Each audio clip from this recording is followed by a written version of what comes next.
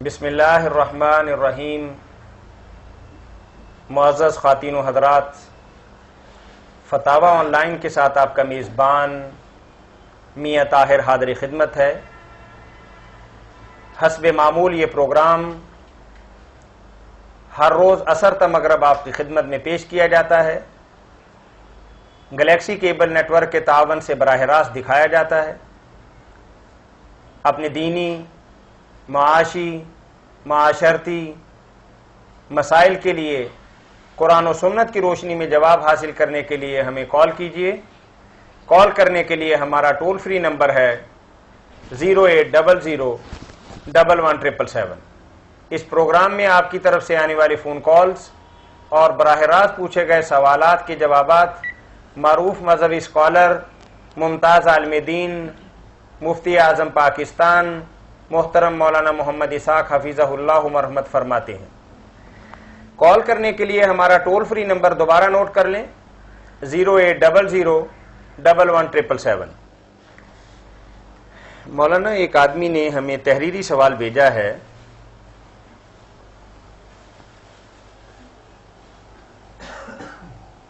کہ تھوڑی سی وہ وضاحت چاہتا ہے نفلی عبادت کے حوالے سے کہ سورج نکلنے سے لے کر غروب آفتاب تک کی جو نفلی عبادتیں ہیں اس کی تھوڑی سی وضاحت اور تفصیل ہمیں بتا دیں۔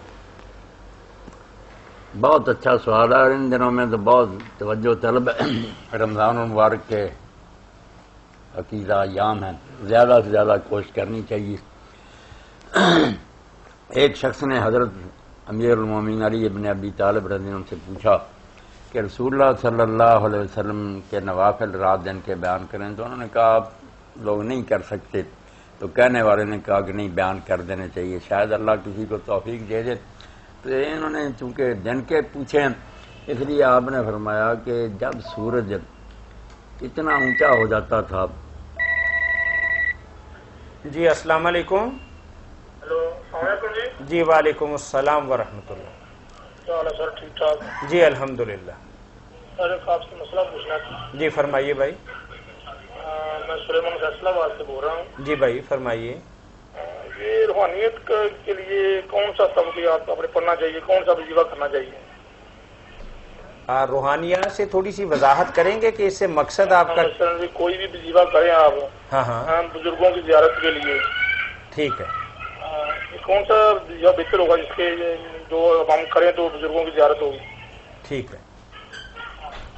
ایسا وظیفہ میرے بھائی آپ کو اگر کہیں سے ملے تو ہمیں بھی بتائیں، ہمارے علم میں تو کوئی نہیں جس سے زیارت ہو جائے خواب میں، یہ تو اللہ کی عطا ہے کہ اللہ فضل فرمائے اور خواب آ جائے۔ اگر اس کے بارے میں کوئی وظیفہ آپ کے علم میں ہو یا کہیں سے پتہ چلے تو از راہ کرم ہمیں بھی اطلاع دیں۔ بات تو بڑی اچھی ہے کہ نیک لوگوں کی زیارت ہو جائے، ہوتی ہیں بزرگوں کے ساتھ تو کریں نا، کوئی بات معلوم کر کے ہمیں بھی اطلاع دیں۔ ہے تو بہت عمدہ بات نیک لوگوں کی زیارت، اور خاص کر کے اللہ کے حبیب پاک صلی اللہ علیہ وسلم کی جو نصیب ہو جائے تو بہت خوش قسمتی۔ سر ہمیں پتا ہوتا تو ہم آپ سے نہیں پوچھتے نا۔ نہیں، ہمیں نہیں اس بارے میں کوئی علم ہے، ہمیں بھی نہیں۔ قرآن و حدیث کی کوئی بات پوچھے نا، یہ ذکر وغیرہ جو نا عملیات کے نیک لوگوں نے کون سے کیے ہیں کہ انہیں یہ دولت نصیب ہوئی، یہ ہمارے علم میں نہیں۔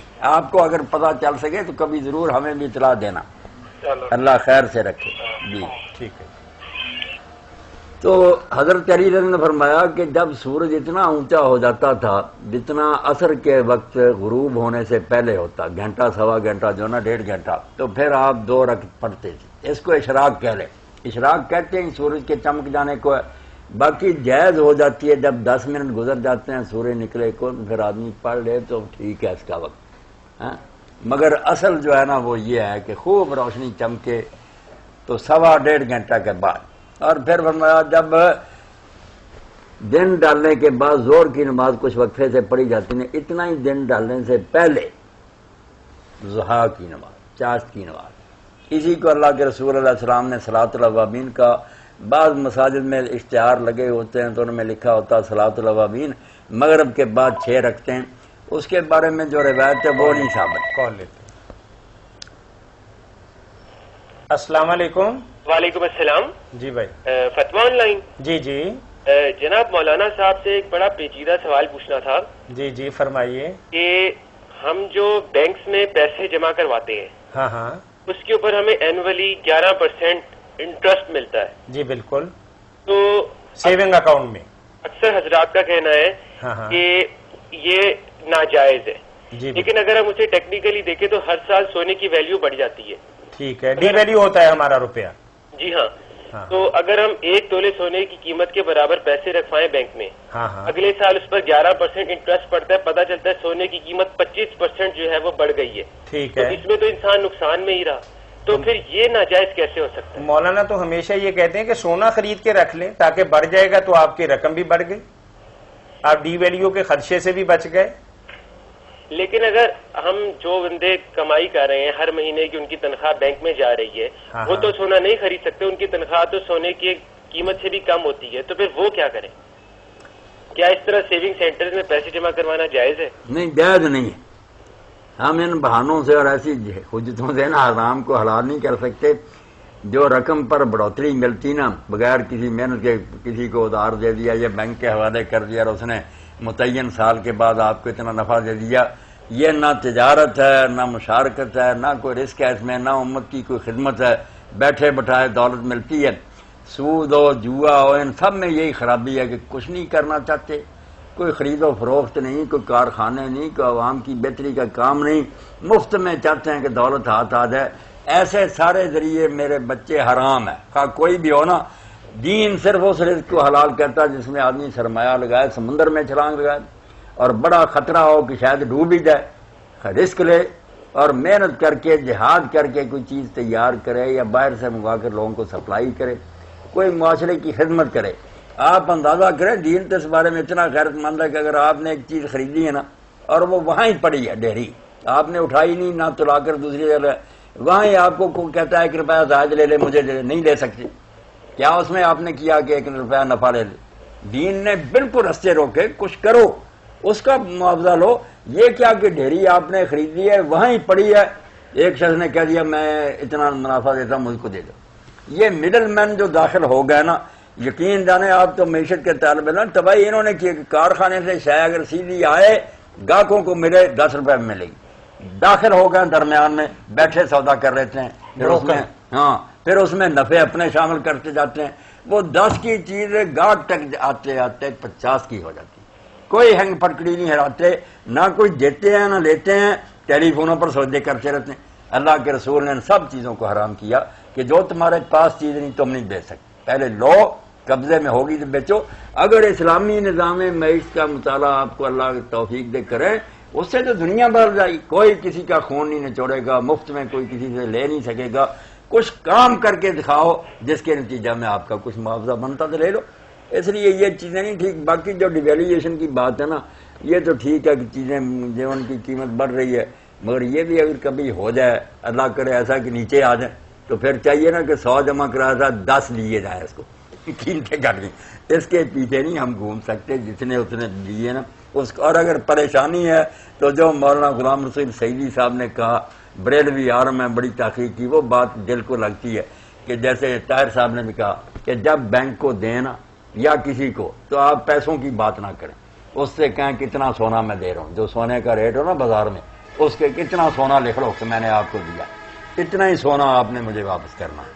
वो थोड़े का है या ज्यादा, मैं नहीं ये कहता, मैंने सोना लेना सोने के, तो फिर ये डिवेल्यूएशन की बात भी खत्म हो जाएगी, मसला ठीक हो जाएगा। आप इस पर भी जरा गौर करें। ये शरह मुस्लिम में उन्होंने ना बड़ी तफसील से लिखा कि इस तरह ये उलझन दूर हो सकती है कि तुम सोने के हिसाब से बात करो कि इतना सोना मैं दे रहा हूं, पैसे ना गिनो, देख लो कि बाजार में कितने ये सोना कितना आएगा, इन पैसों में लिखवाओ कि इतना सोना लिख लो कि मैंने आपको दिया और उतना ही मैं वापस लूंगा। ये बात वाजे होगी भाई। मौलाना साहब से एक छोटी सी और बात पूछनी थी कि हज के लिए क्या बैंक से कर्जा लिया जा सकता है?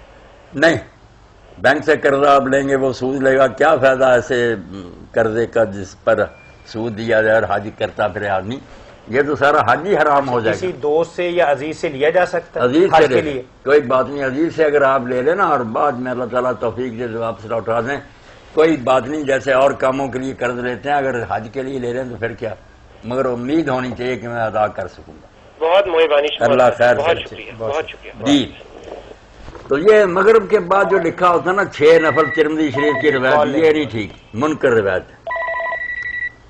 جی السلام علیکم. وعلیکم السلام جی. جی بھائی. مولانا صاحب سے میرا سوال یہ ہے کہ قرآن پاک پڑھتے پڑھتے اگر ترتیب میں کچھ فرق آ جائے اس کے بارے میں کیا ہے؟ یہ ترتیب سے تھوڑی وضاحت کریں گے؟ یہ میں کہ مطلب قرآن پاک پڑھ رہے ہیں کہ 17واں پڑھنا ہے، وہ 17واں نہیں پڑھا گیا، 18واں پڑھا گیا، پھر 17واں پڑھ لیں.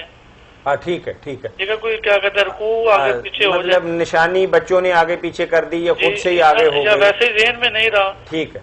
آپ اپنے طور تلاوت کر رہے تھے یا نماز تراویح میں حافظ سنا رہا میں اپنے طور پہ قرآن پاک پڑھ رہا تھا. پڑھ رہا؟ کوئی بات نہیں، جب پتا چلے کہ چھوٹ گیا تو پھر پہلا پڑھ لے، اور جو پڑھ لیا نا آپ نے وہ ٹھیک ہی ٹھیک ہے، کوئی بات نہیں. پہلا پڑھ کے جو چھوٹا ہوا ہے آگے پھر چلے جائیں، درست ہی درست ہے. جان بوجھ کر ترتیب کے الٹ نہیں کرنا چاہیے. مگر ایسا ہو جان جائے بوجھ کے نہیں کی. نہیں ہو جائے تو کوئی بات نہیں. ٹھیک ہے. ہاں، بہت مہربانی. اللہ قبول فرمائے مہربانی. تو صلاۃ الاوابین، اللہ کے رسول نے ضحیٰ کی نماز کو کہا، جس کو چاشت کی نماز کہتے ہیں نا. جی السلام علیکم. صلاۃ الاوابین حین ترمض الفصال، آپ نے فرمایا اللہ سے ڈرنے، اوابین کہتے ہیں اللہ سے ڈرنے والے، خدا ترس. یہ تو بڑا نیک آدمی کر سکتا نا کہ فرض بھی نہیں نماز اور کاروبار کا ہنگامہ 9-10 بجے کا السلام وقت ہے. علیکم. وعلیکم السلام. گوجرا سے بات کر رہے ہیں. جی بھائی جی فرمائیے. مولانا صاحب سے پوچھنا ہے کہ اگر کوئی خواب کی تعبیر پوچھنا چاہے تو مولانا صاحب بتا دیتے ہیں؟ نہیں بالکل نہیں بتاتے. نہیں بتاتے ہیں؟ نہیں بتاتے. اس کے لیے کتاب آپ لے لیں، تعبیر الرویا جو ہے نا. نہیں وہ تو مولانا صاحب میرے پاس ہے، لیکن کچھ خواب ایسے ہوتے ہیں کہ جن کی تعبیر کتابوں میں نہیں ہوتی. نہیں ملتی نا، یہی مصیبت ہے. ہمارے پاس بھی جو پڑھی ہیں کتابیں کبھی کبھی نکالتے ہیں نا جمعرات کے دن، تو پھر دیکھتے ہیں وہ خواب لکھا ہی نہیں ہوتا. نہیں کچھ سچویشن ایسی ہوتی ہے نا کہ اس کے متعلق نہیں آپ کل 1 بجے کے بعد کال کر لیں، پھر تھوڑی رہنمائی کر سکیں گے. جمعے کے بعد نا، جمعرات کو کریں نا کل جمعرات ہے انشاءاللہ. مولانا. کل جمعرات نا 1:30 بجے کے بعد مسجد میں ہوں گا. میری بہن پوچھیں، شاید کوئی اللہ تعالیٰ سجھا دے بات. اچھا تو نمبر کیا ہے؟ یہی نمبر اسی چلو نمبر ٹھیک ہے. اچھا شکریہ. ٹھیک ہے. تو آپ نے فرمایا کہ اوابین کی نماز اس وقت ہے جب اونٹوں کے بچے جو نا ان کے پاؤں جلنے لگے، ریت اتنی تپ جائے کہ اونٹوں کے بچے آج کل سمجھیں 9-10 یا اس سے زیادہ ہی وقت ہے.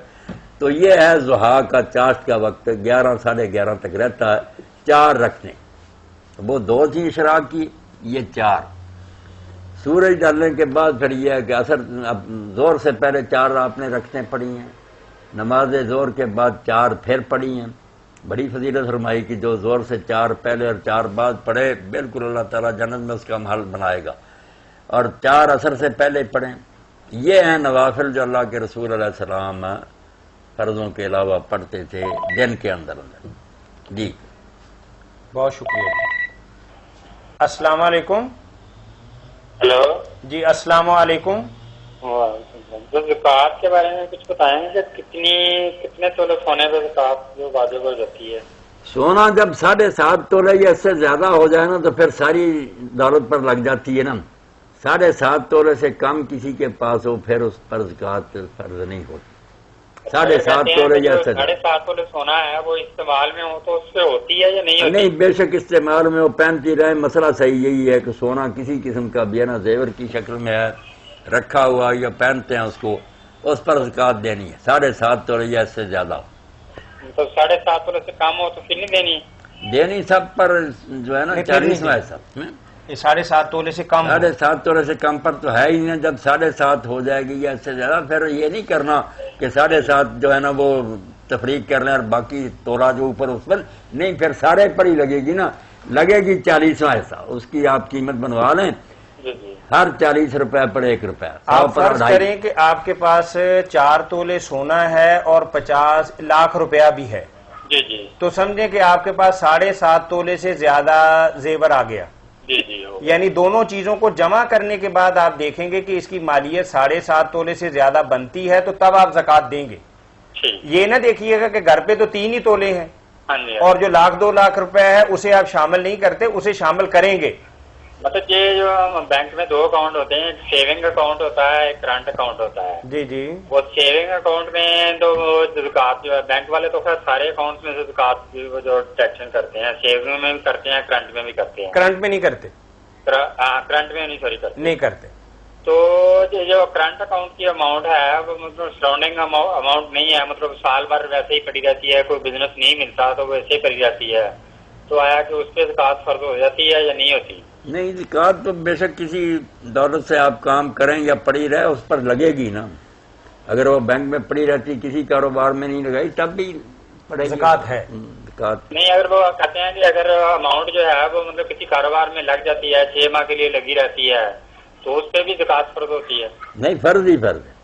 بس سال جب سال شروع ہوا تھا نا اس وقت پہ اگر آپ کے پاس اتنی اماؤنٹ تھی کہ اس پر زکوٰۃ لگتی تھی، اور جب سال کے بعد دن آیا زکوٰۃ کا پھر بھی لگتی ہے، تو سال کے دوران کمی بیشی ہوتی رہے، بلکہ پھر بے شک آج ہی کروڑ روپے آپ کے ہاتھ میں ہے اس پر بھی لگ جائے گی. دیکھنا یہ ہے کہ سال بھر آپ اس نصاب کے مالک رہے ہیں جس پر زکوٰۃ لگتی ہے. اگر اس سے نیچے کبھی آ گئے، جو اسلام میں غربت کا دور سمجھا جاتا ہے کہ نصاب سے بھی کم دولت ہے، پھر نہیں.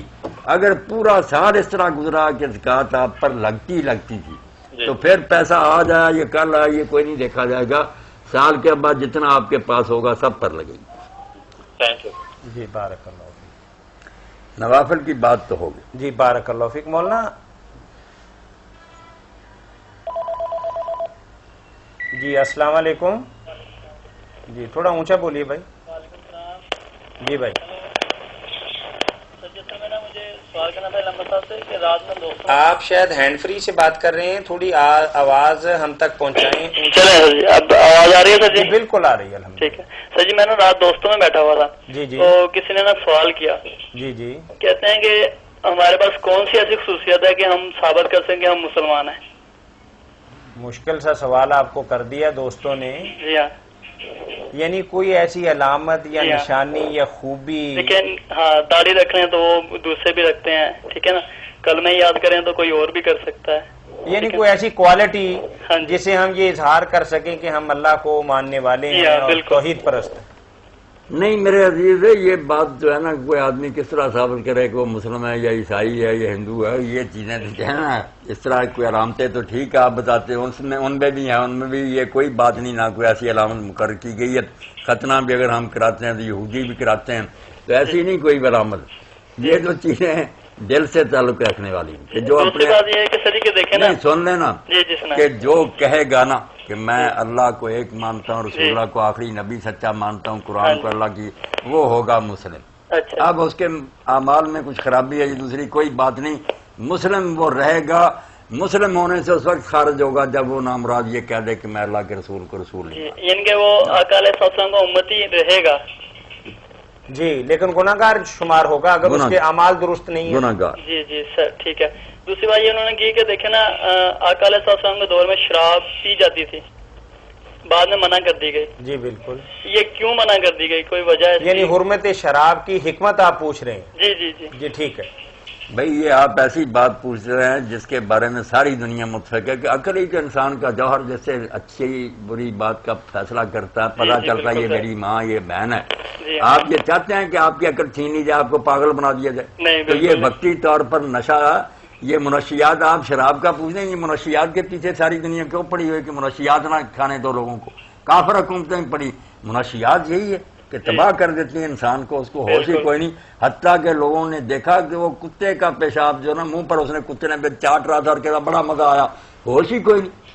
جی شراب کی برائی بھی کوئی ایسی بات ہے جس کے بارے میں آدمی پوچھنا شروع کرے؟ عقل سے خالی ہو جانا، جی ہوش ہی نہ رہنا، پتہ ہی کوئی نہیں. اب تو یورپ میں بھی جو یہی شراب کی وجہ سے ہوتے ہیں، ڈرائیور گاڑی چلا رہے ہیں نشے کی حالت میں ہوتے ہیں، ہوش ہی کوئی نہیں. تو دین اور دنیا کی تباہی ہے بیٹا، بالکل. شراب کی وجہ سے 10 قسم کے لوگوں پر حضور نے لعنت کی ہے، پینے والا، پلانے والا، لاد کر لے جانے والا. یہ تو اتنی برائی ہے کہ اس کو سمجھیں ساری گناہ کی جڑ. جو شراب پینے لگا وہ سب کچھ کر لے گا. السلام علیکم. وعلیکم السلام میاں صاحب، میں امین شاہ لاہور سے بول رہا ہوں. جی فرمائیے. جی یہ جو زمین پہ رینگنے والے کیڑے مکوڑے اور اس طرح کی چیزیں، اگر یہ مطلب بہت زیادہ ان کی بہتات ہو جائے اور یہ مطلب نماز پڑھتے وقت بھی، لیٹتے وقت بھی، فرش پہ بھی، تو ایسے کاٹنے لگے تو ان کو مارنا کیا جائز ہے؟ چلیں بالکل جائز ہے امین صاحب. ہاں ایسے ہے نا چیونٹیاں اور مکوڑے اور دوسری چیزیں اگر زیادہ ہو جائیں اور نہ ختم ہو، کوشش تو کرنی چاہیے کہ کسی طرح چلے جائیں. بعض لوگ عمل بھی کرتے ہیں، میرے ذہن میں سک نہیں، میں نے سنا کہ وہ مبین پڑھتے ہیں سورہ، ایک کیڑا لے لیتے ہیں ہاتھ میں اور پڑھتے جاتے ہیں سورہ یاسین مبین پر کچھ پڑھتے ہیں، جہاں جا کر اس کیڑے کو چھوڑتے ہیں جب سورہ یاسین سارے وہاں منتقل ہو جاتے. میرے اپنے میرے گاؤں میں ہی اپنے لوگوں نے، میرے بچوں کا ماموں ہی ہے، بڑا لکھا نہیں مگر اس نے کیا سنا تھا، سارے کیڑے وہاں سے چلے گئے، وہاں چلے گئے جہاں چھوڑا. مولانا پوچھنا پڑے گا اکرم سے کہ کیسے پڑی تھی، مگر بالکل وہ سارے چلے گئے. اور اگر نہ ہی جائیں نا، جان نہ چھوڑیں، جیسے سانپ کو مار سکتے ہیں ان کو بھی مار سکتے ہیں، کوئی سپرے وغیرہ کر دیں، آگ سے نہ جلائیں، آگ سے نہ جلائیں ان کو. کچھ لوگ جو نا آگ جلا اوپر پھینک دیتے ہیں، یہ بری بات ہے. اور کسی طریقہ سے نا گرم پانی وغیرہ ڈال کر یہ پوچھ رکھیں کسی وقت. ہاں اللہ تعالیٰ انشاءاللہ پوچھ لیں گے. ٹھیک ہے، کچھ اور سوال کریں گے آپ؟ آج نہیں کریں گے، چلو چلیں ٹھیک ہے جی. ٹھیک ہے مولانا، ہمارے پاس ایک سوال ہے، کیا قیامت کے دن یعنی حشر کے دن سارے انسان ننگے ہوں گے، مرد اور عورتیں؟ جی السلام علیکم. وعلیکم السلام. جی جی میں یہاں مریم بات کر رہی ہوں. جی جی ایک سوال پوچھنا تھا مولانا صاحب سے. پوچھئے. جی میں نے پوچھنا تھا کہ جو جمعے والے دن خواتین ساری مل کے صلاۃ و تسبیح پڑھتی ہیں، ہاں ہاں، تو یہ ٹھیک ہے، پڑھنی چاہیے ایسے؟ صلاۃ و تسبیح پڑھنی چاہیے، لیکن انفرادی طور پر، اجتماعی طور پر مولانا منع فرماتے ہیں کہ سنت سے اس کا کوئی ثبوت نہیں ہے. اکیلی میری بہنیں بچیاں پڑھ لیں. نہیں یہ تو ہر محلے میں ہر مسجد میں ایسا اہتمام ہوتا ہے نا کہ صلاۃ و تسبیح ساری. نہیں، یہ سارے غلط کام کر رہے ہیں، شریعت کے خلاف ہے. نہ اللہ کے رسول نے کیا، نہ صحابہ نے، نہ اماموں نے بتایا. جماعتیں جو ہے نا فرض نمازوں کی ہوتی ہیں یا زیادہ زیادہ تراویح ہے، یہ باقی نہیں، جماعت کے ساتھ پڑھنی چاہیے. کتابیں پڑھی ہوئی کہ کوئی نفل نماز جماعت کے ساتھ نہ پڑھی جائے. یہ روکیں سب بہنوں کو، کیوں نیکی کرنے کی بجائے گناہ کما رہی ہو تم. اکیلی پڑھے اگر پڑھنا. مولانا جمعۃ اور المبارک، اس کے لیے بھی جمعہ کا دن نہ رکھیں کہ ضرور جمعہ کے دن ہی پڑھ لیں، جب جی چاہے پڑھے. یہ اپنی طرف سے اگر پابندی لگا دیں کہ جمعے والے دن ہی پڑھنی ہے، یہ بھی دین میں ایک نئی بات ہوگی. چلو ٹھیک ہے، شکریہ. جی ٹھیک ہے. یہ حشر کے حوالے سے ایک سوال کیا لکھا انہوں نے کہ حشر کے دن، اور بعد بھی ساتھ ہی لکھا، مشکل میں ڈال دیا نا. السلام علیکم. وعلیکم السلام. جی بہن. جی مجھے آپ سے اور مفتی صاحب سے سوال کرنے ہیں دو. مفتی صاحب ہی جواب دیں گے جی، سنوں گا میں ہی. آپ بھی دے دیتے ہیں نا کبھی کبھی. اچھا نہیں میں ہی جواب دوں گا انشاءاللہ. تو بعد میں دیں فون بند کرنے کے بعد، مجھے نہیں فون پہ سمجھ آتی. اچھا ٹھیک ہے، آپ سوال دوہرا لیں پھر فون بند کر لیں. آپ کے سوال کا جواب ہم بند فون پہ بھی دیں گے، آپ ٹیلی ویژن پہ سن لیں. ہاں جی تھینک. یہ میں نے پوچھنا ہے کہ عورتیں مفتی بن سکتی ہیں؟ اور دوسرا سوال میرا یہ ہے کہ جیسے کہ ہم سنت جماعت سے تعلق رکھتے ہیں، ہاں ہاں، اور آپ اہل حدیث میں مجھے پتا چلا ہے کہ مفتی صاحب اہل حدیث ہے، اچھا کیا ہم ان سے فتوا لے سکتے ہیں؟ اچھا ٹھیک ہے. کئی مسئلے ہو جاتے ہیں، سنت جماعت کے ہو رہا ہے، اہل حدیث کے ہو رہا ہے. جیسے کہ طلاق کا مسئلہ ہے، کئی ہمارے ہاں کہتے ہیں کہ طلاق اگر 3 بار کسی نے کہہ دی تو ہو جاتی ہے. لیکن اگر آپ میں ہے کہ اگر کوئی شخص کھڑا ہو کے 100 بار بھی کہہ دے، وہ 1 بار ہی کہلائے گی. مولانا کے جواب سے پہلے میں وضاحت کر دوں کہ کئی علماء ہمارے پاس آتے ہیں آپ جیسے، وہ آ کے فتویٰ اپنی مطلب لے کے جاتے ہیں کہ یار ہمارے ہاں تو شاید گنجائش نہیں ہے، تو آپ کے ہاں گنجائش ہے. تو یہی پوچھنا ہے کہ اس طرح سے اگر ہم ایک دوسرے کے جماعت سے لینے لگے فتوے، تو اس طرح تو معاشرے میں لڑائیاں بن جائیں گی. ٹھیک ہے، آپ بند کریں، آپ کو جواب دیں. میں جواب دیتا ہوں. Thank you very much. آپ نے پہلی بات پوچھی کہ کیا عورت بھی مفتی ہو سکتی ہے، کیوں نہیں ہو سکتی. عورتوں کے لیے بھی یہ دروازہ بند نہیں. علم حاصل کریں، اللہ تعالیٰ دین کی سمجھ دے تو وہ بھی مسئلے بتا سکتی ہیں. مفتی ہونے کے لیے کوئی کسی سے لائسنس نہیں لینا پڑتا، مگر یہ پوری طرح علم ہونا چاہیے کہ جو میں کہہ رہا ہوں اگر اللہ کے ہاں مجھ سے پوچھا گیا تو میرا علم ہے ٹھیک، ورنہ میں لوگوں کو گمراہ کر دوں گا تو سب کا بال میری گردن پر ہوگا نا. آپ حضرت عائشہ رضی اللہ عنہا کو دیکھیں، ان کے فتوے جو ہیں ان سے کتابیں بنی ہیں. اسی طرح حضرت ام سلمہ ابن حزم رحمۃ اللہ علیہ نے ذکر کیا کہ یہ صحابہ میں سے زیادہ فتویٰ دینا ان میں حضرت عائشہ رضی اللہ عنہا کا کیا، کہ ان کے تو اگر کتابیں اکٹھی کی جائیں بڑے بڑے دفتر بنیں گے. فتوے دیے، حدیثیں نہیں صرف سنائی، فتوے مسائل بتاتی تھی. بعد میں بھی ایسی عورتیں ہوئی ہیں، بڑے بڑے اماموں نے ان سے حدیث پڑھی ہے پردے میں، اور بالکل پھر سند میں لکھا کہ مجھے فلاں حدیثہ نے یہ سکھائی. تو عورتوں کے لیے بھی دروازہ علم کا بند نہیں. وہ میری مائیں اور بہنیں ہیں، پڑھیں، لوگوں کو مسائل بتائیں، بلکہ سیکھنا چاہیے. اب دوسری بات جو آپ نے کہی نا کہ آپ اہل سنت اور جماعت سے، اور میرے بارے میں کہا میں اہل الحدیث ہوں، اصل میں یہ چیزیں میں کئی مرتبہ کہہ چکا ہوں کہ میرے بارے میں یہ اپنے دلوں سے نکال دینی چاہیے۔ میں یہاں جب بیٹھتا ہوں میں نہ اہل الحدیث ہوں، نہ اہل السنت ہوں، نہ اہل تشیع ہوں، نہ میں بریلوی ہوں، نہ دیوبندی، ایک مسلمان ہوں۔ جس کی جو بات صحیح ہوتی نا، اگر بچی آپ میرا پروگرام سن رہی، میں کتنی مرتبہ کہہ دیتا ہوں کہ یہ مولانا رضا خان بریلوی رحمۃ اللہ علیہ نے کہا، ان کی بات ٹھوس ہے، یہ مولانا اشرف علی تھانوی رحمۃ اللہ نے کہا، ان کی بات سچی ہے۔ میں نہیں کسی گروہ کا پابند ہے، بالکل جو بات حق ہوگی اس کو لیں گے۔ باقی یہ تو آپ کو پتہ ہی ہے کہ اہل الحدیث جو صحیح معنوں میں ہے نا، وہ یہی ہے کہ وہ کسی گروہ میں نہیں ہوتے۔ ان پڑھ اہل حدیث کی بات نہیں، جو اہل حدیث عالم ہوگا وہ ہر ایک کی پڑھے گا، سنے گا، جب اس کو دلیل سے کسی کی بات پکی نظر آئے گی قرآن و حدیث کے مطابق یہ ہے تو اس پر وہ فتویٰ دے گا۔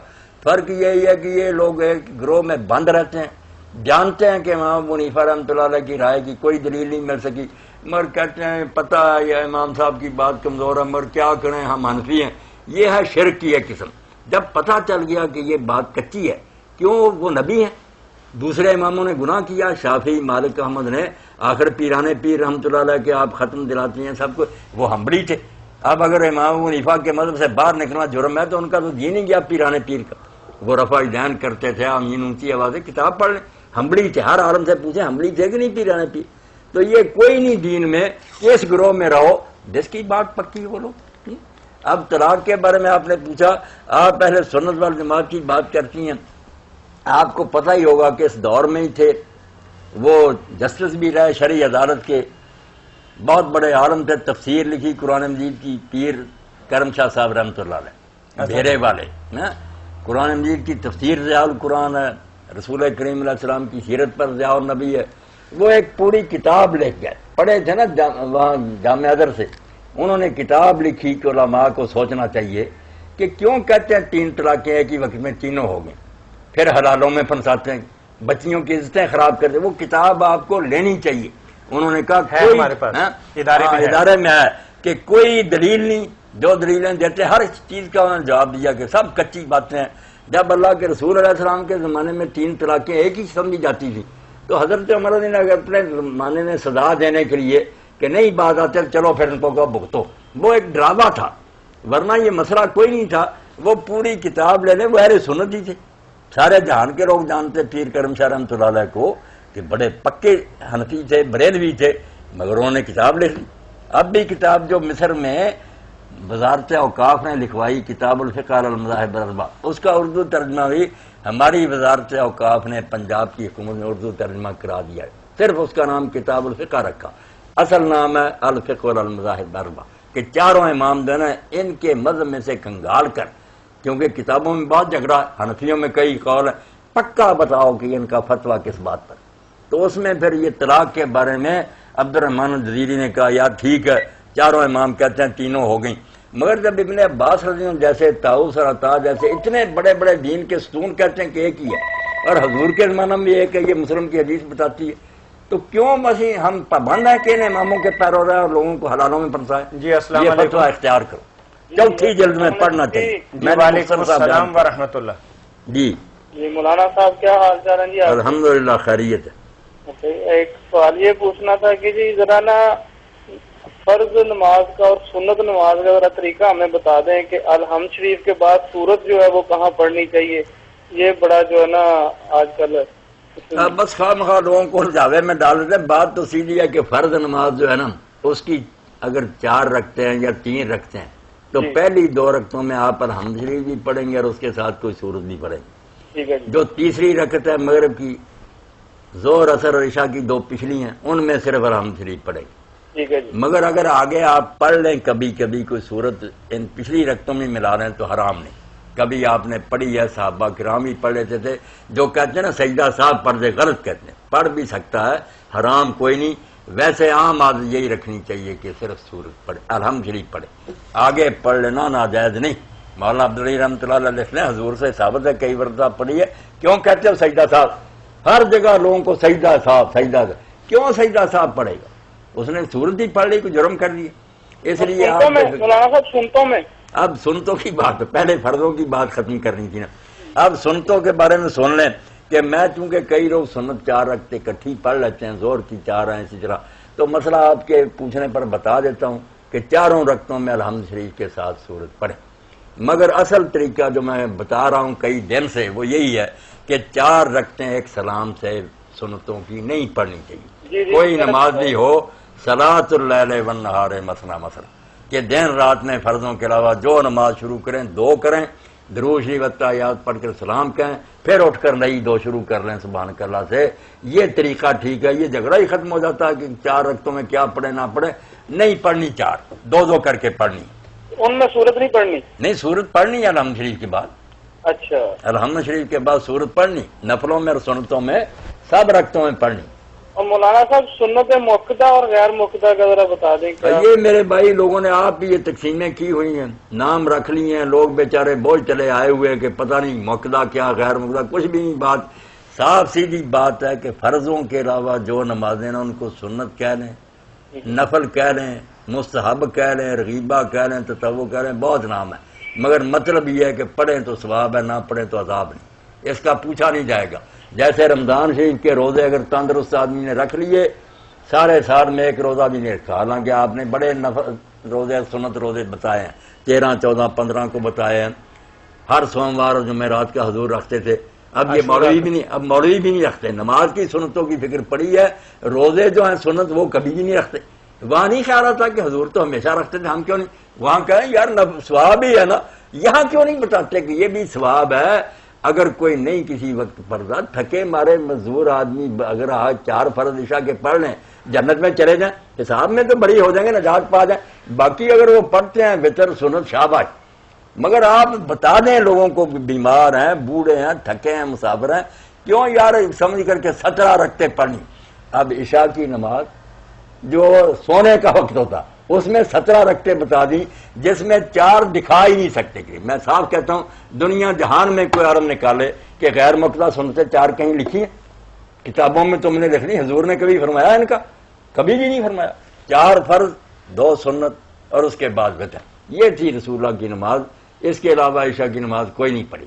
اور یہ وتر سنت بھی میں نے بتا دیا کہ جیسے نفل روزے ہیں ویسے ہے، ثواب ہے، بڑا ثواب ہے، مگر اگر کسی وقت کوئی نہیں پڑھتا، نفرت نہ کرے، نہ کوئی توہین کرے کہ کیا ہے سنت، ایسا کہے گا تو دین ہی گیا۔ اگر وہ مانتا کہ بہت ایسے مگر یار میں تھکا مزہ مجھ سے نہیں پڑھی جاتی، تو بے فکر رہیں، میرے جیسے جو ہے نا فارغ اور ناکارہ، ہم 1000 رکعت پڑھے نا اور مزدور صرف 4 فرض پڑھ لے، ہماری 1000 رکعت سے زیادہ ثواب ہے۔ وہ بیچارہ تھکا ماندہ کام میں پھنسا ہوا، ہم کیا ملا مسجد میں بیٹھے؟ آپ دیکھیں رکھتے نہیں، اللہ دیکھتا کن حالات میں یہ پڑھ رہا، بیمار لیٹا ہوا بیچارہ اشارے سے پڑھ رہا، وہ ہم تندرستوں سے زیادہ اس کا ثواب ہے۔ جی جی السلام علیکم۔ جی السلام علیکم۔ جی وعلیکم السلام۔ ہیلو جی بہن ٹیلی ویژن کی آواز تھوڑا کم کیجیے۔ 1 منٹ ہولڈ کیجیے۔ جی فرمائیے۔ جی السلام علیکم۔ جی وعلیکم السلام ورحمۃ اللہ۔ جی مولوی اسحاق صاحب۔ جی جی سر اکرم بات کر رہا ہوں سرگودا سے۔ جی 2 چیزیں پتہ کرنی تھی۔ فرمائیں۔ ایک تو یہ کہ یہ جو حضرت بلال والا واقعہ ہے کہ آپ جب تک خانہ کعبہ کے اوپر چڑھ کے آپ نے اذان نہیں دی تب تک صبح نہیں ہوئی۔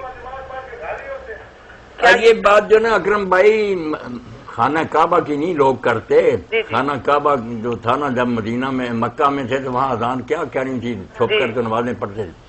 ہاں جی حضرت بلال نے اذان کہی ہے، مگر وہ تو فتح مکہ کے موقع پر نا، سارے شہر پر حضور کا قبضہ تھا، اسلامی لشکر غالب تھا، صحیح تو چڑھے اور انہوں نے کہی، وہ تو واقعہ۔ اور یہ جو مشہور ہے نا کہ لوگوں نے کہا یہ اذان میں شین نہیں کہتا، اشہدو کی بجائے نا اشہدو کہتا ہے، اس کی اذان درست نہیں، حضور نے روک دیا۔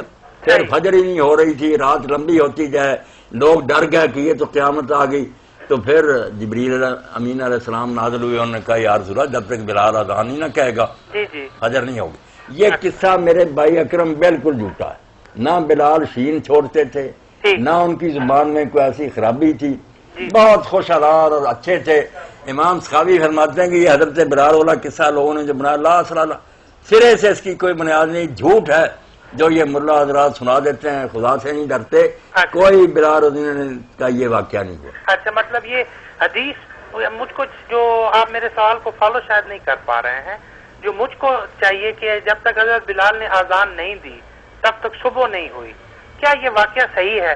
میں نے تو فالو کیا اور بتایا، سر کھپا دیا کہ یہ جھوٹا ہے. یہ جھوٹا واقعہ ہے. آپ نے سنا نہیں؟ بند ہے آپ کا ٹیلی فون. ٹھیک ہو گیا جی. میں نے تو بتایا کہ یہ کہانی جھوٹی ہے، سارے لوگ سن رہے ہیں، آپ کو نہیں سنا، آپ کہتے فالو ہی کیا. جی میں نے تو بتایا کہ یہ جو کہانی مشہور ہے کہ وہ شین نہیں کہتے تھے، بند کیا گیا، اذان نہیں ہو.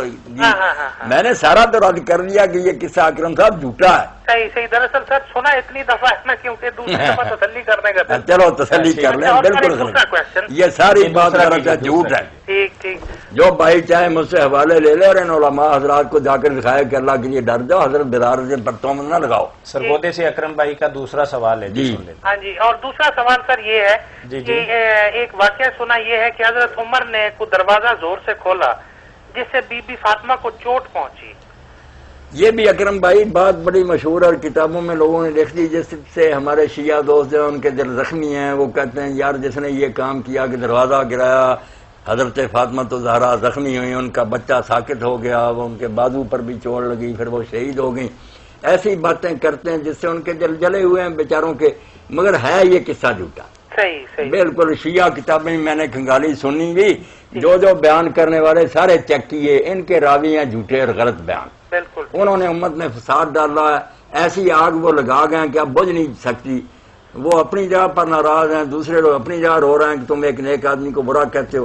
کتابوں میں ضرور اکرم صاحب یہ باتیں لوگوں نے لکھ لی ہیں. وہ ظالم ایسے گھس گئے اسلام میں کہ ایسی چنگاریاں ان کو میں پھینک دو کہ کبھی یہ آگ نہ بجھے اور یہ لڑتے مرتے رہے. ہے قصہ جھوٹا. بالکل ان دونوں کی کوئی ویلیڈیٹی نہیں. ویلیڈیٹی نہیں. بالکل یہ بے حقیقت باتیں ہیں. اللہ سے ڈرنا چاہیے. کوئی عالم بھی پہلے تسلی کرے نا جو میں کہہ رہا ہوں. یہ ویلڈ بھی ہے بات. کتابوں میں لکھے ہونے کو کیا، کتابوں میں تو ایسی باتیں بھی ہے کہ اللہ تعالیٰ کی آنکھیں دکھنے لگی تو فرشتے اس کی خبر کو گئے. یہ بھی حدیث لکھی ہوئی میں دکھا دوں گا. کیا عادت کرنے کا، یعنی اللہ تعالیٰ کی عادت کرنے کی آنکھوں میں اللہ تعالیٰ کے نا اس طرح ہو گئی خرابی خارش. کتنی بکواس کتابیں پڑھ دی. ایک حدیث پاک اکرم یہ بھی لکھ لی کہ میرے بعد کوئی نبی نہیں الا انشاءاللہ. ہاں اگر اللہ نے چاہا تو ہو بھی سکتا. وہ ہمارے یہ کیا قادیانی دوست پکڑے لیے پھرتے ہیں کہ تم لا نبیہ پادی پرچہ آگے نہیں، کہ اگر اللہ نے چاہا تو ہو بھی سکتا. مگر وہ شکر ہے کہ جب سے دین چلا ہے چھانٹی کرنے والے عالم اللہ نے پیدا کر دیے، ساتھ ساتھ انہوں نے نشان دہی کر دی. اتنا ٹھیک ہے، آگے بکواس یہ اس کا گھڑا ہوا. چلیں بہت شکریہ بھائی. ٹھیک ہے جی. حشر کے متعلق شاید سوال پورا ہی نہ ہو مولانا.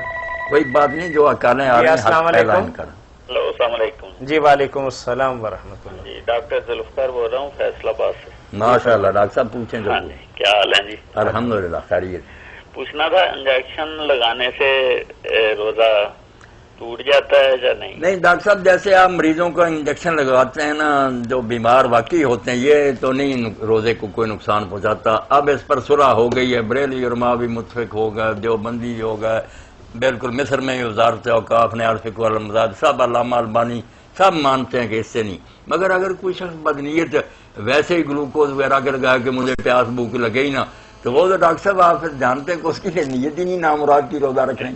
وہ الگ ہے، بیماری کا لگاتے ہیں. ٹھیک ہے. جی ایک اور بات تھی کہ کچھ لوگ کہتے ہیں کہ تراویح کے بغیر بھی روزہ ہو جاتا ہے. ہو جاتا بالکل. تراویح تہجد اگر نہ پڑھے تو ٹھیک ہے، نفل نماز پڑھتا تو ثواب ہوتا. نہیں پڑھا تو روزے میں کوئی خرابی. روزہ تو فجر سے شروع ہوتا مغرب تک رہتا ہے. کھانے پینے سے اجتناب اور جنسی تعلق سے پرہیز.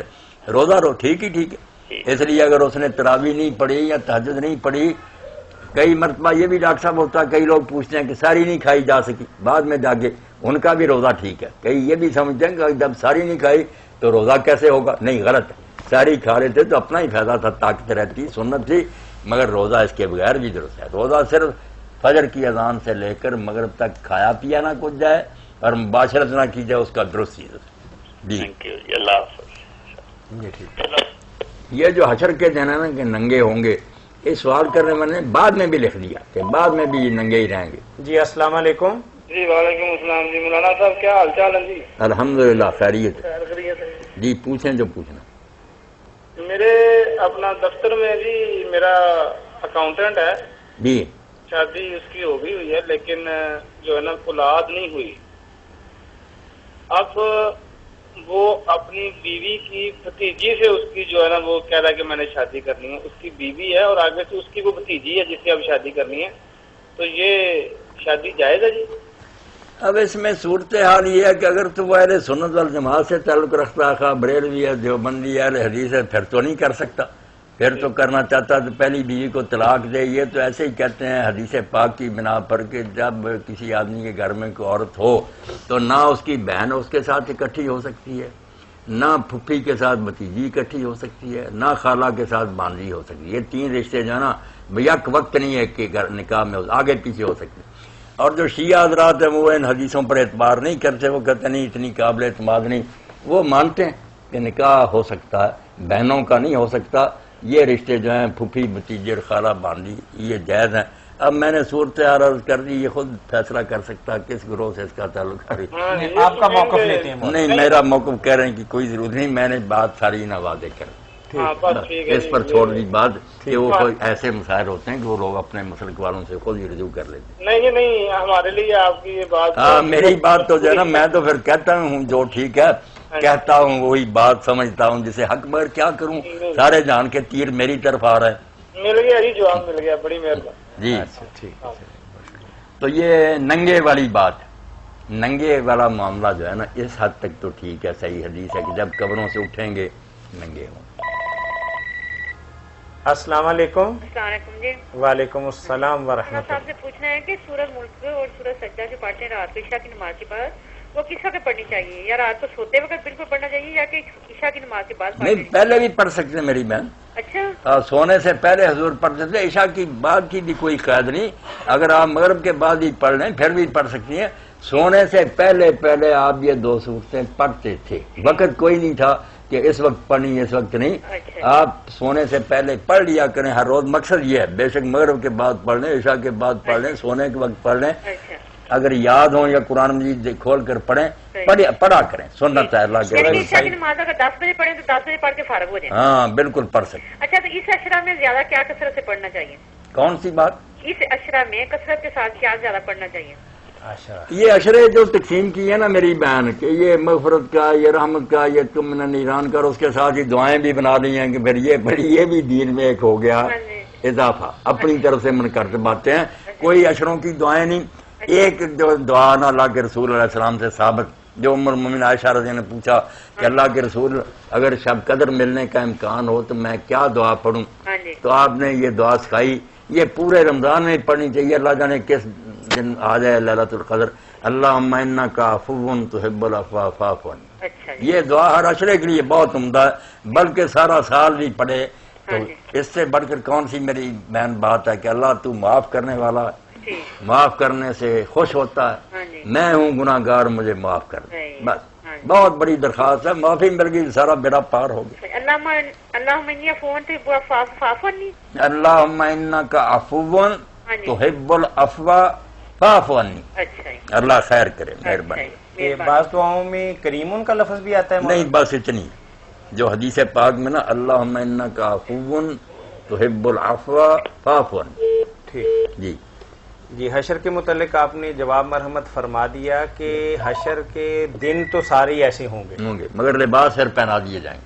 تو بعد والی بات جو بھائی نے کی ہے وہ غلط ہے، پھر لباس پہنا دیے جائیں گے، ننگے نہیں رہیں گے، بعد میں ان کو لباس دیے جائیں گے۔ سب سے پہلے جس کو لباس پہنایا جائے گا وہ سیدنا ابراہیم خلیل اللہ۔ السلام علیکم جی۔ آپ نے فرمایا سب سے پہلے میرے باپ کو سوال کرنا ہے کہ جب میں نماز پڑھتی ہوں مجھے شیطانی وسوسے بہت زیادہ آتے ہیں، جب بھی کوئی اللہ کا کلام پڑھوں یا اس طرح کوئی کروں تو بہت میرا دماغ ایسا پاگل سا ہو جاتا ہے ان وسوسوں سے۔ میری بہن ایسی صورتحال ایک صحابی رسول نے بھی پیش کی حضور علیہ السلام کے کہ نماز پڑھتا ہوں وسوسے اور خیالات اور شیطانی جو ہے نا خیال اتنا ستاتے ہیں، تنگ آ گیا ہوں، تو آپ نے فرمایا تو بائیں طرف منہ کر کے نا نماز پڑھتا ہی، سینہ نہیں پھیرنا، منہ اپنا بائیں طرف کر کے نا، فرمایا 3 بار تھو تھو تھو کیا کر اور ساتھ پڑھا کر اعوذ باللہ من الشیطان الرجیم۔ نماز پڑھتے نماز پڑھتے اس نے شروع کر دیا اور کہا اللہ کے رسول میری جان چھوٹ گئی، اب نہیں وقت میرے پاس آتا۔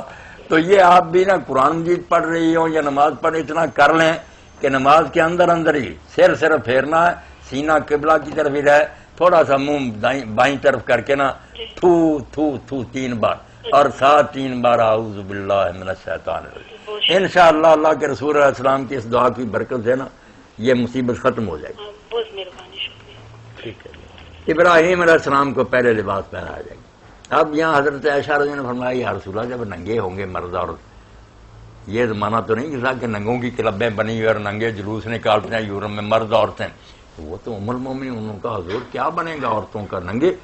آپ نے فرمایا عائشہ اس وقت لوگوں کو یہ بات سوجے گی، کون دیکھ رہا ہوگا ان چیزوں کو، آنکھیں اوپر اٹھی ہوں گی گھبرائے ہوئے، مکھ نے یہ روس سر اوپر اٹھے ہوئے، لا یرتد الیہم طرف، نظر بھی نہیں اپنی طرف واپس آ سکی، طوطے اڑے ہوئے، وہاں لوگوں کو کیا یہ سوجے گی. یہ حدیث پاک میں آپ نے سمجھا. باقی پھر لباس دے دیے جائیں. اس میں کوئی خاص حکمت مولانا اس طریقہ کار میں؟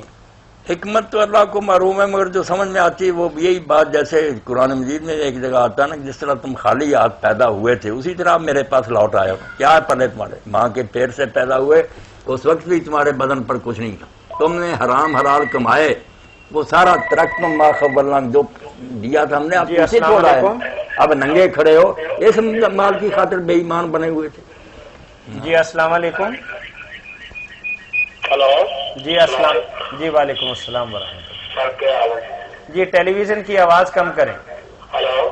جی جی بھائی ٹیلی ویژن کی آواز کچھ کم کریں. جی جی. اچھا میں نے پوچھنا ہے یہ جو سفر میں نماز پڑھی جاتی ہے، جی جی اثر نماز پڑھی جاتی ہے، اہل سنت وال جماعت کے مولانا صاحب جو بولتے جی سنتے پوری پڑھنی چاہیے سفر میں، ٹھیک ہے، اور فرض یا قصر پڑھنی چاہیے. ٹھیک. تو اہل دین اور مولوی اہل حدیث والوں سے پوچھا ہے تو انہوں نے بولا جی جو فرض اللہ نے معاف کیے ہیں تو سنتے کیوں نہیں معاف؟ بات جو ہے نا، چلو آپ نے پوچھ لیا، بسم اللہ آپ نے پوچھا.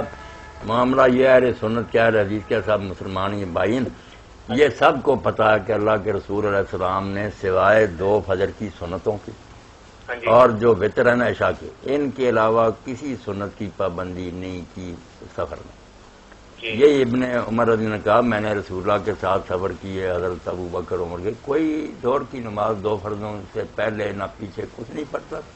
اس لیے سنت تو یہی کہ آدمی ان کو چھوڑ دے، مگر یہ چھوڑنے کا یہ مطلب نہیں کہ یہ حرام ہو جاتی ہیں، یہ بھی سمجھنا چاہیے کہ حرام نہیں ہو جاتی. یہ کئی صحابہ کرام پڑھ لیتے، تو مسئلہ کیا ہوا کہ چھوڑ سکتا ہے، پڑھنا چاہے پڑھ سکتا ہے.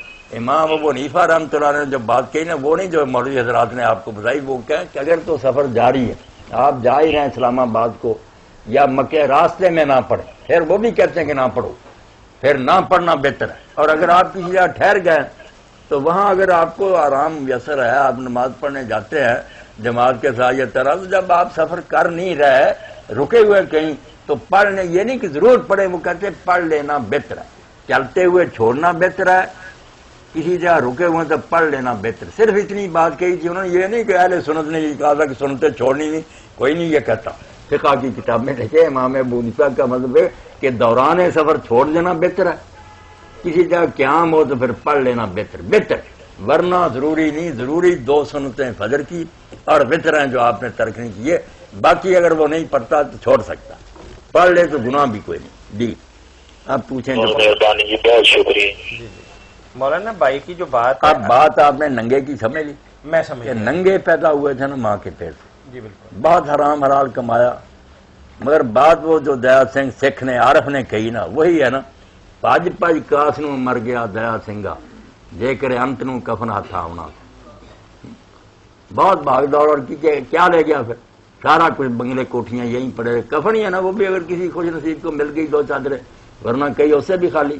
تو جب یہ سمجھے کہ قیامت کے دن تو ایک میرے اوپر سرکہ بھی نہیں ہوگا، تھوڑا سا بھی ٹکڑا نہیں کپڑے کا ہوگا، ننگ لڑنگ ہوگا، اس مال کے پیچھے اللہ کو ناراض کر رہا. جی السلام علیکم. جی السلام علیکم. وعلیکم السلام. جی بھائی میں طارق بات کر رہا ہوں فیصل آباد سے. جی فرمائیے بھائی. یہ بتائیں کہ جو ظہر کی نماز ہے، جیسے مولانا صاحب فرما رہے ہیں سنتوں کے متعلق، نوافل کے متعلق، جی جی وہ ظہر کی نماز میں اگر کسی وجہ سے صرف فرض ادا کر لیے تو کیا اس کے متعلق حکم ہے؟ میں نے عرض کر دیا کہ اللہ کے رسول نے امت کی سہولت کے لیے ہر عبادت کے 2 حصے کر دیے. عقل ہونی چاہیے، وہ نماز ہو روزہ ہو، حج ہو، کچھ بھی ہو، ایک حصہ ہے مقام نجات. جیسے آپ امتحان میں سمجھیں نا پاس مارکس ہے کہ اتنے نمبر لے لے تو پاس ہو جاتا، فیل ہونے سے بچ گیا. اسی طرح مقام نجات جو ہے نا، فرض اگر کوئی شخص پڑھتا رہے، سنت وطر نہ پڑھے، بے قدری نہ کرے، احترام کرے، مگر پڑھتا نہیں پڑھا جا سکتا، یہ پڑھتا ہی نہیں، تو نجات ہو جائے گی. سوال نہیں ہوگا کیوں نہیں کیا. آگے ہے مقام درجات. جیسے زیادہ نمبر لے کر وہ ڈویژنیں لیتے ہیں، وظیفے لیتے ہیں، اعلیٰ ہو جاتے ہیں، گولڈ میڈل ملتے ہیں ان کو. یہ ترقی کے لیے کیا فرض روزوں کے علاوہ ہر مہینے کی 13، 14، 15 کو رکھیں، اثر سوموار اور جمعرات کا رکھیں. حضور رکھتے تھے، ثواب ہے. نہ رکھے مولوی حضرات سے پوچھیں، رکھتے تو یہ بھی نہیں پتہ نہیں جو رمضان کے بھی رکھتے ہیں یا نہیں، مگر یہ سنت روزے تو کبھی سوچتے بھی نہیں نا. تو پوچھے وہ نہیں سنتے، کیوں نہیں وہ کرتے؟ بھائی مسئلہ ہے کہ کر لیں گے ثواب ہے. یہی ان سنتوں کا ہے کہ 2 فرض، فجر 4، زور 4، اثر 3، مغرب 4 ایسا. یہ ہے میرے بھائی مقام نجات. چھوٹنے کے لیے اتنا ہی کافی ہے. آگے ہے مقام درجات. اس کی تو حد ہی کوئی کہ سنتیں پڑھیں، نوافل پڑھیں، مکروہ وقتوں کو چھوڑ کر دیں رات جتنا عبادت چاہے کر سکتے ہیں. مگر یہاں یہ چھوڑنا نہیں. یہ کال سننے کے بعد ایک نقطہ سمجھا. جی السلام علیکم. وعلیکم السلام. جی بھائی یعنی ایک سوال پوچھنا ہے کہ جو ہم تہجد میں پڑھتے ہیں، ہاں السلام علیکم ایھا النبی ورحمۃ اللہ وبرکاتہ، ٹھیک ہے، اور جو الصلاۃ والسلام علیکم اس پر ہم کہتے ہیں نہیں یہ پڑھنا چاہیے، ہاں اس کے بارے میں آپ کیا فرمائیں گے؟ میرے بھائی جو یہ کہتے ہیں نا کہ الصلاۃ والسلام علیکہ یا رسول اللہ نہیں پڑھنا چاہیے، یہ پتہ نہیں انہوں نے احتیاط سے کہ کئی لوگ غلط عقیدوں میں مبتلا ہو جاتے ہیں کہہ دیا ہوگا. مسئلہ نہیں. مسئلہ آپ کی بات بالکل ٹھیک ہے کہ السلام علیکہ ایھا النبی میں اور الصلاۃ والسلام علیکہ یا رسول اللہ میں کوئی عربی لحاظ کے میں فرق نہیں. ایک ہی بات، اے اللہ کے رسول آپ پر سلام ہو، اے اللہ کے رسول آپ پر صلاۃ و سلام ہو، ایک ہی بات ہے، بالکل جائز ہے. باقی عقیدہ تو درست رکھنا چاہیے کہ اللہ تعالیٰ آپ تک پہنچاتا ہے، فرشتے پہنچاتے. یہ بھی حضور نے کہا، ورنہ آپ کہہ دیتے میں ہر جگہ سنتا ہوں، کوئی صحیح حدیث ہوتی، ہمیں کیا اعتراض؟ جیسے اللہ نے فرشتے مقرر کیے ہیں، حضور کو بھی طاقت مگر دلیل دیکھنی چاہیے. دلیل میں یہی ہے کہ اللہ کے فرشتے ہیں جو مجھ تک سلام پہنچاتے ہیں. یہ حضور نے خود فرمایا. اس لیے ہم مجبور ہیں کہ مانیں کہ اللہ نے سسٹم بنایا ہوا، آپ کو ڈائل ہو جاتا ہے، سلام پہنچتا ہے، آپ اس کا جواب دیتے ہیں، برحق ہے. اس لیے اگر کوئی یہ یقین کر کے میں فون پر کہتا چچا جی السلام علیکم، جب یہ حلال ہے تو اللہ کا انتظام تو زیادہ محکم ہے، اس میں تو خلل ہو ہی نہیں سکتا. اس پر میں اگر کہہ دوں اللہ کے رسول السلام علیکم یا رسول اللہ الصلاۃ والسلام، بالکل جائز. یہ کوئی مسئلہ نہیں، خام خواہ کا مسئلہ بنا ہوا ہے. بالکل آپ بے فکر ہو جائیں، جیسے اتحیات میں جائز ہے بعد میں بھی جائز. اچھا دوسرا مسئلہ میرا یہ ہے مولانا صاحب کہ وطر ایک رات میں کتنے ہیں، 1 یا 3؟ وطر ایک رات میں ایک ہی ہے. یہ جو ہے نا نقض الوطر کرتے کہ اگر شام کو پڑھ لیے تو پھر کہتے ہیں تہجد کے وقت اٹھے تو پھر ایک رکعت پہلے اکیلی پڑھے تاکہ اس وطر کے ساتھ یہ مل کر وہ وطر ٹوٹ جائے، پھر پڑھتے رہیں، بعد میں ایک وطر پھر پڑھیں. یہ 3 وطر ایک رات میں. اما عائشہ رضی اللہ عنہا جب سنا اور حضرت صاحب نے کہا لوگوں تم نے تو وطر کو مذاق بنا لیا. خود اللہ کے رسول نے فرمایا لا وطرانے فی لیلہ، ایک رات میں 2 وطر نہیں.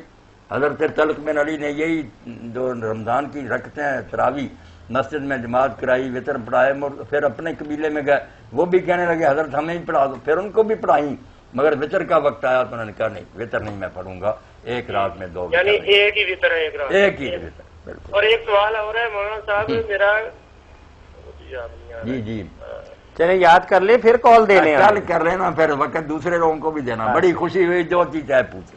اللہ ٹھیک ہے، مہربانی، فضل فرمایا. جی مولانا شادی بیاہ کے حوالے سے بھائی کا ایک سوال ہے کہ آج کل شادی بیاہ کے حوالے سے مہندی یا دیگر رسومات جو ادا کی جاتی ہیں، کیا قرآن و سنت کی روشنی میں ان کے جواز کی کوئی شکل ہے؟ نہیں طاہر میاں، جو کچھ اب مہندی بن گئی ہے، توبہ توبہ اللہ پناہ دے، یہ مہندی ہے. یہ تو بدماشی اور بے حیائی کی انتہا ہے. لڑکیاں بھی ننگے سر میک اپ کیا ہوا، لڑکے بھی ناچتے گاتے جاتے ہیں، کنڈیلیں پکڑی ہوئی ہیں، مہندی لے کر جا رہے ہیں. ہندو لوگ، بالکل ہندوؤں کی یہ رسمیں. وہ تو ٹھیک ہے کہ جس بچی کی شادی ہونی تھی اس کے ہاتھ رنگ دیتے تھے لوگ، گھر میں بیٹھے کوئی بات نہیں. وہ حجام جو ہوتے تھے نائی، ان کی نینیں، ان کا کام ہوتا تھا کہ وہ تیار کرتی تھی دلہن. تو وہی بیوٹی پارلر تھا اس وقت کہ اس کو خوشبو لگاتی تھی، بٹنا مرتی تھی. چلو گھر کی بات کی شرم ہو جاتی، صرف ہاتھوں کو مہندی.